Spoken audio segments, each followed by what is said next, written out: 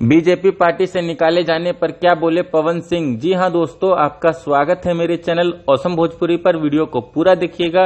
Video पसंद आए तो वीडियो को लाइक और चैनल को सब्सक्राइब कीजिएगा।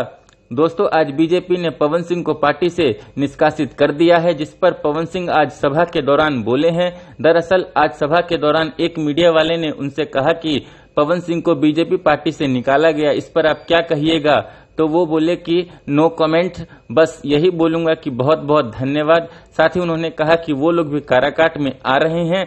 क्यों आ रहे हैं? क्योंकि आज के डेट में आप सबके आशीर्वाद से, आप सबके साथ से मुझे लग रहा है कि हिंदुस्तान का हॉट सीट हो गया है, जिसका नाम है काराकाट। मैं इतना ही चाहता हूं कि हम सब भाई मिलके ऐसा काम करें, ऐसी आवाज उठाएं जिसकी चर्चा, जिसकी शोर पूरे हिंदुस्तान में हो।